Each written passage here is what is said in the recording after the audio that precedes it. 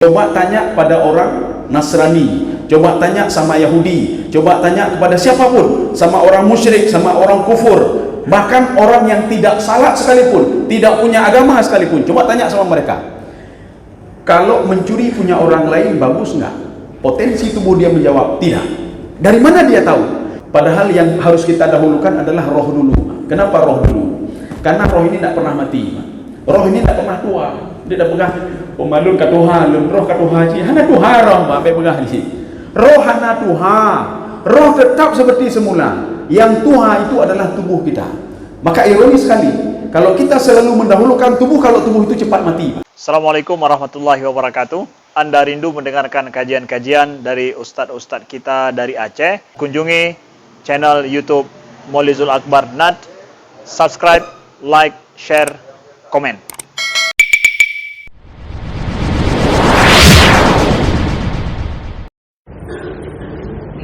Bismillahirrahmanirrahim. Assalamualaikum warahmatullahi wabarakatuh. Alhamdulillahi rabbil alamin. Wassalatu wassalamu ala asyrafil anbiya'i wal mursalin wa ala alihi wa ashabihi ajma'in.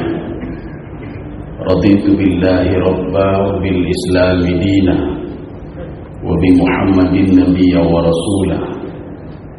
Rabbi shrah li sadri wa yassir li amri wahlul 'uqdatam min lisani yafqahu qawli. Allahumma ij'al jam'ana hadza jam'an marhuma wa tafarraqana min ba'dihi tafarruqan ma'suma. Kaum muslimin dan muslimat sidang jamaah subuh yang dirahmati Allah. Manusia diciptakan oleh Allah Subhanahu wa taala tidak ada lain untuk diuji. Jadi makanya sebelum manusia itu diuji, ini sesuai dengan firman Allah, "Tsumma nabtalihi." Di dalam tafsir Ibnu Abbas, beliau mengatakan tsumma itu yadullu ala taba'udil ahwal, menunjukkan masa waktu yang panjang. Artinya ketika manusia masih hidup terus diuji. Ketika sudah meninggal dunia tidak diuji lagi. Jadi artinya ibadah itu di sini. Seorang buat maksiat juga di dunia, buat kebaikan maksiat juga di dunia. Makanya sebelum diuji oleh Allah Subhanahu wa taala, manusia diberikan beberapa bekal. Ini seperti kita ingin memberikan modal kepada orang lain supaya dia bisa jualan. Jadi Allah memberikan modal kepada manusia. Jadi bukan diuji begitu saja, tidak. Setelah diciptakan kemudian diuji, tidak. Bekal yang pertama diberikan oleh Allah, faja'alnahu sami'an basira. Allah memberikan bekal pendengaran dan penglihatan. Kenapa pendengaran dan penglihatan? Kata Imam Al-Ghazali, dengan pendengaran seorang dapat informasi dan memberikan informasi kepada hati. Kenapa seorang takut kepada Allah? Karena informasi yang dia dengar dan informasi itu disampaikan kepada hati, sehingga hati menjadi lembut. Makanya Imam Ghazali mengatakan al-qalbu mithlul malik. Hati itu seperti raja. Kalau raja sudah bagus, maka semua bagus. Kalau raja jelek, maka semua jelek. Maka kalau ingin melihat bagaimana hati seseorang itu, lihatlah jawarihahu, tingkah lakunya. Kalau tingkah lakunya masih berbuat maksiat, masih lihat maksiat, masih ngomongin orang lain, berarti hatinya tidak bagus. Hati tidak baik. Dari mana informasi ini? Dari telinga. Kemudian yang kedua, Allah menjadikan mata. Ini juga informasi. Yang dilihat oleh mata itu disampaikan kepada hati. Maka dua-dua ini dan hati akan dimintai pertanggungjawaban oleh Allah Subhanahu wa taala. Inna sam'a wal basara wal fuada kullu ulaika kana anhu mas'ula. Akan dimintai pertanggungjawaban. Makanya kalau ada orang yang tidak bisa mendengar dan tidak bisa melihat, maka hukum taklif tidak ada sama dia. Seorang tidak bisa mendengar apa-apa dan tidak bisa melihat apa-apa, maka dia ini diangkat hukumnya oleh Allah. Maka nggak ada wajib kepada dia. Mau dengar apa dia, mau lihat apa. Tetapi kalau matanya berfungsi, telinganya tidak berfungsi, maka hukum berlaku sama dia. Kalau atau kebalikannya, telinganya saja berfungsi, matanya tidak berfungsi, atau matanya berfungsi, telinga tidak berfungsi. Kalau salah satu berfungsi, ada informasi yang disampaikan kepada hati, maka hukum taklifi ada sama dia. Kaum muslimin sedang jamaah yang dirahmati Allah. Ini yang pertama. Yang kedua, fa'alhamaha fujuraha wa taqwaha. Ini fa takkid. Artinya ketika manusia diciptakan oleh Allah, siapapun dia, kafirkah dia, musyrikah dia, mukminkah dia, muslimkah dia, yahudikah dia, nasranikah dia, fa'alhamaha fujuraha wa taqwaha. Dalam tafsir Ibnu Abbas, apa kata beliau? Alhama bimakna allama. Jadi alhama di sini mengajarkan. Allah mengajarkan kepada manusia dua potensi. Potensi untuk berbuat baik dan potensi kejahatan. Bagaimana potensi berbuat baik? Allah mengajarkan kalau kamu ingin dekat denganku, kamu ingin dapat ridhaku, maka lakukanlah ini, lakukanlah ini. Salatlah kamu, beribadahlah kamu, patuhlah kepadaku. Kalau kamu akan saya masukkan ke dalam surga. Ini potensi yang pertama, potensi kebaikan. Yang kedua, potensi kejahatan. Allah mengajarkan ini jahat. Kalau kamu lakukan ini, kamu akan jauh dariku. Ketika kamu jauh dariku, maka kamu akan dapat murka. Kalau kamu dapat murka, aku masukkan ke dalam neraka, kata Allah Subhanahu wa taala. Dua potensi ini adalah dalam tubuh manusia. Maka tidak perlu heran. Ini tergantung manusia itu sendiri. Potensi mana yang mau diangkat? Apakah potensi kebaikan ataukah potensi kejahatan? Inilah juga yang dikatakan oleh Allah dalam ayat lain. Fahadainahu najdain. Saya berikan mereka dua jalan. Maka di dalam kitab-kitab tasawuf itu dikatakan begini.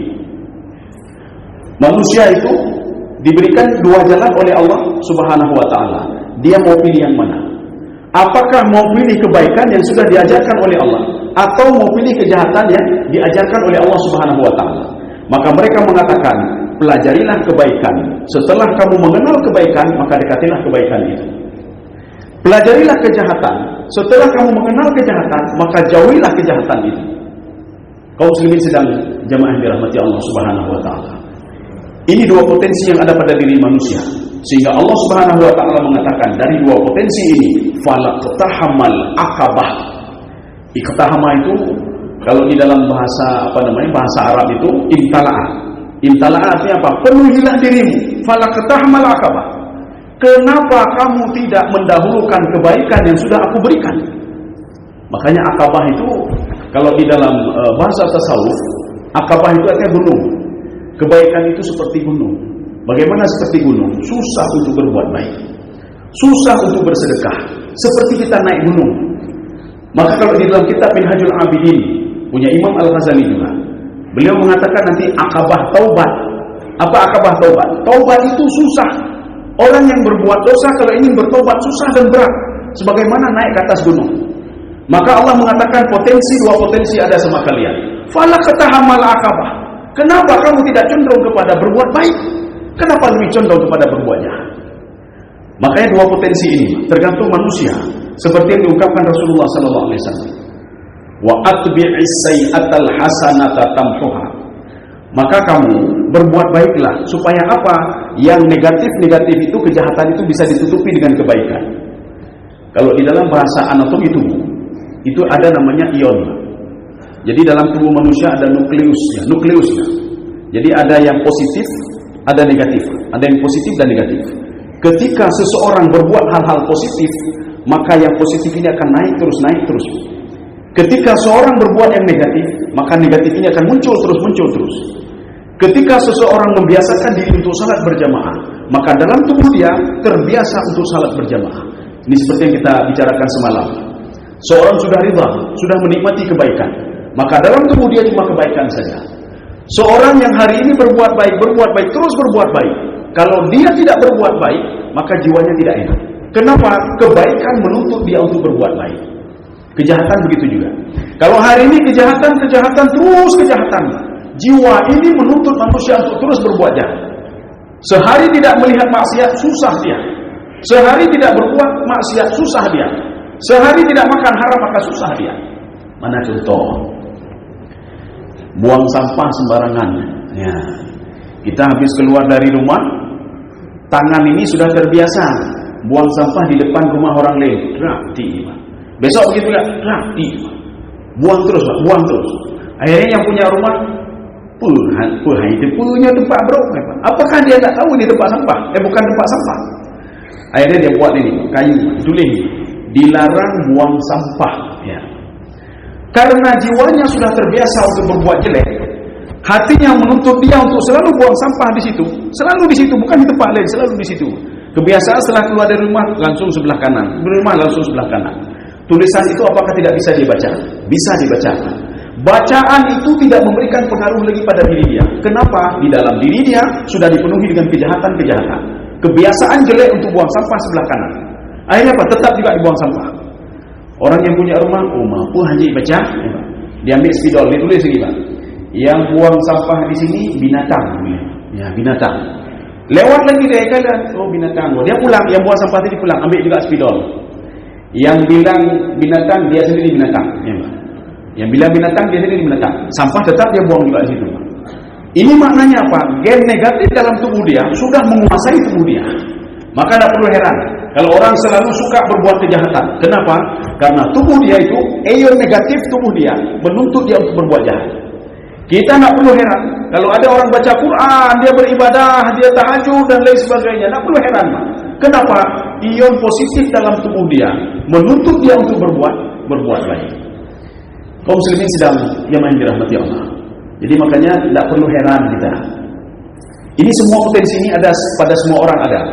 Kalau tidak percaya, coba tanya pada orang Nasrani, coba tanya sama Yahudi, coba tanya kepada siapapun, sama orang musyrik, sama orang kufur, bahkan orang yang tidak salat sekalipun, tidak punya agama sekalipun, coba tanya sama mereka.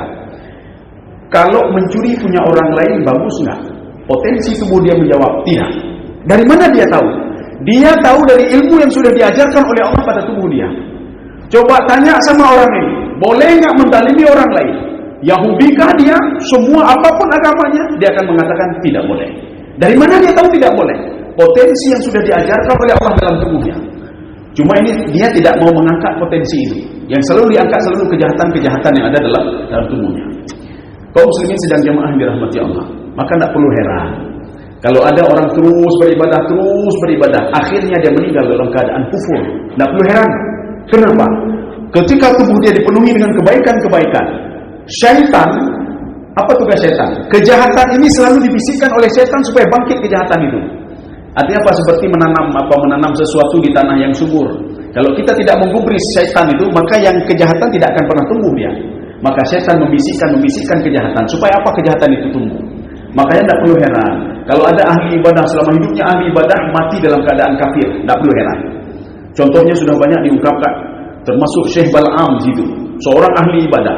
Dia diberikan mukjizat, bukan mukjizat sebenarnya, kelebihan oleh Allah seperti Nabi Sulaiman. Dia bisa naik ke atas angin. Tetapi pada akhirnya dia meninggal dalam keadaan kufur. Itu tidak perlu heran. Kenapa? Dia membangkitkan kembali potensi kekafiran dia dalam tubuhnya, potensi kejahatan dalam tubuhnya, potensi negatif dari tubuhnya. Maka kita selalu harus berdoa kepada Allah. Walaupun kita jangan bangga dengan ibadah kita. Ini sudah cukup, saya sudah tahajud. Saya sudah cukup, saya sudah baca Al-Quran setiap hari. Saya sudah cukup, sudah beribadah setiap hari. Saya sudah salat sunnah, saya salat fardu tidak pernah tinggal. Jangan bangga dulu dengan ibadah kita. Kita tidak tahu kesempatan-kesempatan terakhir, godaan-godaan setan, kejahatan ini dibangkitkan kembali oleh setan dan kita mau menerimanya. Dan tidak perlu heran kalau ada orang dalam hidupnya kejahatan selalu. Ini seperti disebutkan dalam hadis Arba'in. Kematian itu hampir dekat dengan dia. Tetapi pada akhir hayatnya itu dia mati dan dimasukkan ke dalam surga oleh Allah Subhanahu wa taala. Kenapa? Dia membangkitkan kembali potensi positifnya. Kebaikan-kebaikan dia bangkitkan kembali dari tubuhnya. Sehingga apa? Kejahatan yang sudah pernah muncul ditutupi dengan kebaikannya. Mana contohnya? Di dalam hadis Riyadhus Shalihin, bagaimana ketika seorang pemuda yang sudah membunuh berapa? 100 orang. 100 orang dia bunuh. Akhirnya apa? Dia tanya kepada ulama itu, ada nggak cara supaya saya bisa bertobat? Ada. Kamu tinggalkan semua perbuatanmu. Allah itu rahmat Allah lebih besar dibandingkan dengan dosa. Mudah dia Pak, takutnya luar biasa. Dan dia terus menangis. Dan dia akan dia bertobat, dia pergi ke sebuah tempat. Tapi sebelum sampai dia sudah meninggal dunia. Artinya apa? Dia dalam hidupnya kejahatan selalu. Tapi pada akhir hayatnya, kebaikan dalam tubuh dia, potensi kebaikan dimunculkan kembali, sehingga dia dimasukkan ke dalam surga oleh Allah Subhanahu wa ta'ala.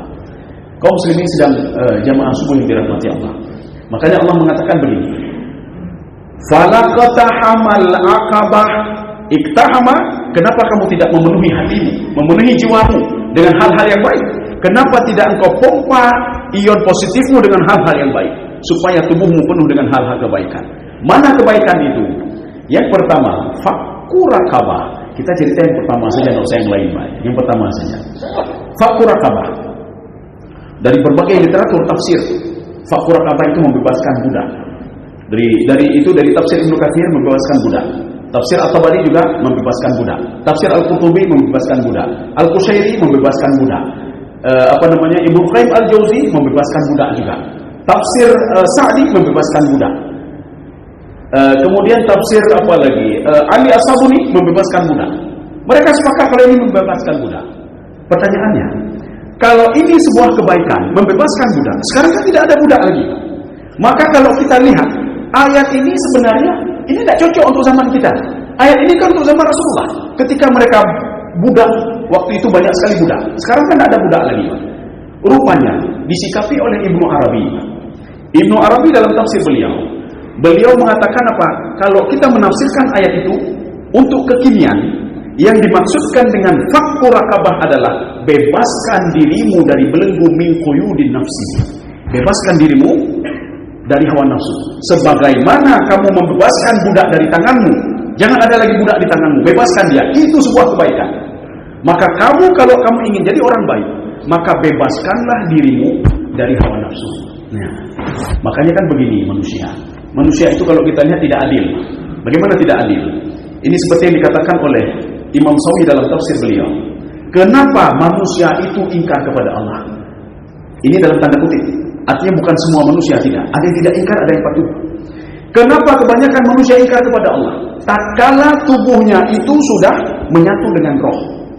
Ya, bagaimana menyatu dengan roh? Dulu roh tidak pernah mati. Roh tidak pernah mati. Yang mati, yang hancur adalah tubuh.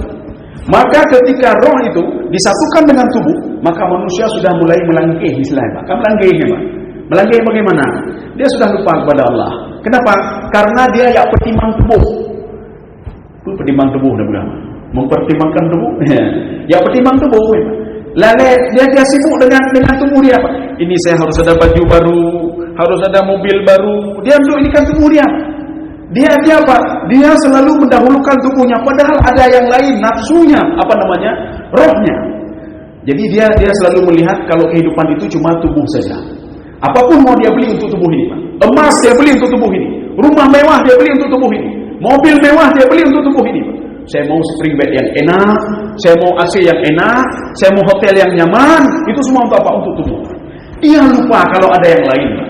Dia tidak memenuhi untuk rohnya. Roh ingin juga roh ingin ketenangan, roh ingin ketemu dengan Allah, roh ingin ketenangan jiwa, dia ingin baca Al-Quran, dia ingin tahajud, dia ingin berpuasa, dia ingin berbuat kebaikan. Tetapi manusia selalu mendahulukan tubuhnya. Kan tak adil namanya itu. Kan adil, Pak. Maka ketika itu, dari mana itu semua? Nafsu dia, Pak. Jadi nafsu dia ini ingin apa? Tubuhnya dapat begini, tubuhnya ada ini. Ketika tengah malam bangun tengah malam, dipegah di roh. Lun di malam ya bodoh sembahyang tahajud. Saya mau salat tahajud nanti malam. Dipegah di tubuh dan nafsu. Baik, jangan katanya. Sayang tubuhmu. Ini kalau kamu bangun tengah malam, besok kamu ada kegiatan, nanti kamu ada kegiatan nanti bagi. Yang susah kamu nanti. Oh ya juga ayatnya, Pak. Akhirnya apa? Bak pertimbang tubuh, ya, Pak. Roh-roh dia lupa dia inikan rohnya, lupa dia berikan sesuatu untuk rohnya. Semua kita berikan untuk tubuh ini, Pak. Untuk goes-goes saja. Saya ketemu sama orang yang goes-goes, belum tanya, Bapak ini sepedanya berapa, Pak? 50 juta. 50 juta sepeda. Sepeda 50 juta. Saya tanya, kenapa mahal sekali? Kalau kita beli yang murah-murah, kelidong dulu. Kita kan pejabat, masa sepeda murah-murah? Kalau dia berapa sepeda? 2 juta. Sepeda 2 juta. Akhirnya beli sepeda yang 50 juta. Helmnya juga helm khusus. Kan helm kendaraan roda 2, kan helm letupnya, kan, Pak. Kalau nggak punya coba opak pakai naik sepeda tu pakai helm pula ni, Pak. Jak ni. Kita yang memakai kuan pun jak balak-balak ni, Pak. Helmnya khusus. Mahalnya pun luar biasa. Baju khusus. Hati esok jubah Pak mai goeng-goeng. Kita yang tengku hom jak sama dia ni, Pak. Hom jak tengku ni, Pak. Kemudian baju khusus, sepatu juga khusus, sepatu khusus. Artinya ini sepatu untuk goes-goes minggu ini goes-goes minggu depan, ini goes-goes ini. Kalau sudah rusak ini, kalau sudah ini pakai sepatu ini. Itu untuk tubuh dia. Tapi untuk jiwa dia tidak dipikirkan sedikit pun. Dia tidak mau tahu dia tidak bisa berwudu. Dia tidak mau tahu dia tidak bisa baca Fatihah. Dia tidak mau tahu kalau dia tidak bisa doa dalam salat. Tidak mau tahu dia doa minta kepada Allah Subhanahu wa taala. Yang mau dia tahu adalah kebutuhan tubuh dia saja. Tidak mau tahu dia kebutuhan rohaninya. Maka itulah manusia. Kapan manusia itu nanti teringat kepada Allah? Maka dalam dua hal kata Allah Subhanahu wa taala, kalla saufa ta'lamun, thumma kalla saufa ta'lamun. Seburuk apapun seseorang itu, sekafir apapun dia, semusyrik apapun dia, seyahudi apapun dia, senasrani apapun dia, walaupun dia tidak teringat kepadaku kata Allah, tapi ada dua hal dia selalu teringat kepadaku. Tatkala sakaratul maut, nyang waktu sakaratul maut, siapapun dia akan teringat kepada Allah, siapapun dia, termasuk Fir'aun laknatullah. Fir'aun laknatullah di dalam berbagai rujukan-rujukan Al-Quran ini. Bagaimana ucapan Fir'aun? Ya Allah, saya beriman kepada Tuhan Musa dan Bani Israel. Tidak ada Tuhan selain Engkau ya Allah. Dulu kenapa dikatakan saya adalah awana rabbukumul a'la? Ini anak Ramses II ke-13 ini. Anak Ramses II ke-13. Makanya Nabi Musa itu hidup pada dua Fir'aun. Fir'aun yang membesarkan dia, yaitu Ramses II, yang meninggal pada usia 90 tahun. Kenapa? Karena kanker mulutnya. Yang kedua, yang mengejar Nabi Musa alaihissalam, yang tenggelam di Laut Merah, itu adalah anak Ramses II ke-13. Ketika dia meninggal, sebelumnya dia mengatakan ana rabbukumul a'la. Maka dicatat dalam sejarah, kalau anak dan ayah ini, dialah yang paling jahat dari Fir'aun yang lain. Dialah yang mengatakan saya adalah Tuhan kalian. Ramses II mengatakan wa hadhil anharu tajri min tahti. Ini sungai Nil ini, kalau tidak saya kontrol, lain tidak bisa apa-apa, nggak bisa macam-macam. Sungai Nil itu kan melewati Mesir, Sudan, Ethiopia, Cape Town. Kalau saya tutup Mesir ini, maka Sudan tidak ada distribusi air, tidak ada. Ethiopia tidak ada distribusi air. Cape Town juga tidak ada distribusi air. Maka saya adalah Tuhan kalian. Kaum muslimin sedang jemaah dirahmati Allah. Jadi artinya supaya seimbang. Kenapa? Padahal yang harus kita dahulukan adalah roh dulu. Kenapa roh dulu? Karena roh ini tidak pernah mati. Roh ini tidak pernah tua. Dia tidak pegang pemalun ke Tuhan, roh ke Tuhan haji. Hana Tuhan roh, sampai pegang haji. Roh hana Tuhan. Roh tetap seperti semula. Yang Tuhan itu adalah tubuh kita. Maka ironis sekali, kalau kita selalu mendahulukan tubuh, kalau tubuh itu cepat mati. Kan tubuh cepat mati. Berapa usia tubuh? Berapa usia tubuh? 30 tahun, 40 tahun, 50 tahun, 60 tahun, 70 tahun, 80 tahun. Dia akan mati. Wa man nu'ammirhu nunakishu fil khalqi. Orang yang saya panjangkan umurnya, saya kurangi nikmat itu, saya kurangi. Pendengaran tidak bisa dengar lagi. Dulu 100%, sekarang sudah 50%, 40%, 10%. Penglihatan begitu juga. Sekarang sudah 2, maka hana dia boleh. Kenapa? Karena dia makin tua. Makanya sebenarnya, kalaupun tidak seimbang, janganlah kita dahulukan tubuh lebih daripada roh. Maka Allah katakan apa? Fala katahamal akabah. Kalau kalian mau jadi ingin orang-orang yang baik, maka bebaskanlah jiwa kalian dari belenggu hawa nafsu kalian. Jangan hawa nafsu mengatur kalian, tetapi kalianlah yang mengatur hawa nafsu itu. Ketika hawa nafsu itu ingin semuanya kan. Saya mengen ini, beli mobil baru tahun keluaran sekian. Itu biar ada kau hana galak dia. Galaknya dia hilang. Ketika beli ini, gagalaknya hilang. Artinya apa? Kita yang mengatur hawa nafsu, bukan hawa nafsu yang mengatur kita. Dan keseimbangkanlah kehidupan ini. Jadi artinya apa? Kalau kita seimbang memberikan kepada jiwa kita, kepada tubuh kita, kita juga seimbang memberikan kepada nafsu kita. Kaum muslimin sedang jemaah dirahmati Allah. Maka di bulan Ramadan ini, potensi kebaikan itulah yang ingin diinginkan oleh Allah Subhanahu wa taala. Berbuat baik, wasari'u ila magfiratin min rabbikum. Ini kalimat ini, wasari'u ila magfiratin min rabbikum, di dalam kajian tafsir Zamakhsyari, Ibnu Ashur, apa kata beliau? Ini kalimat ini adalah ijaz hasaf. Apa ijaz hasaf? Kalimat ini sebenarnya panjang, tetapi sudah dipendekkan. Wasari'u ila magfiratin. Kalau terjemahannya, berlomba-lomba kalian untuk memperoleh ampunan Allah. Kalau kalimat panjangnya, berlomba-lombalah kalian berbuat kebaikan, berbuat amal saleh. Untuk apa? Mudah-mudahan amal saleh kalian itu bisa mengampuni dosa-dosa kalian. Kaum muslimin sedang jemaah dirahmati Allah. Maka asahlah potensi kebaikan di dalam tubuh kita. Inilah modal yang diberikan oleh Allah. Pendengaran kita sudah ada, penglihatan sudah ada. Bahkan Ummu Maktum Beliau minta rukhsah kepada Rasulullah. Ya Rasulullah, tidak ada orang yang menuntun saya buta ya Rasulullah. Saya buta. Itu namanya saya bukan Ummu Maktum. Ummu Maktum itu nama neneknya, Mbak. Neneknya terkenal dengan Maktum, Ummu Maktum ya. Itu kan umum kan perempuan, Mbak, tapi nama dia adalah Abdullah. Ya Rasulullah, saya tidak ada orang yang menuntun saya ke masjid ya Rasulullah. Saya buta ya Rasulullah. Boleh enggak saya salat di rumah ya Rasulullah? Boleh enggak saya tidak berjamaah ya Rasulullah? Pertama Rasulullah mengatakan boleh. Setelah dia kembali, dipanggil lagi Ummu Maktum, kemari. Kamu dengar azan?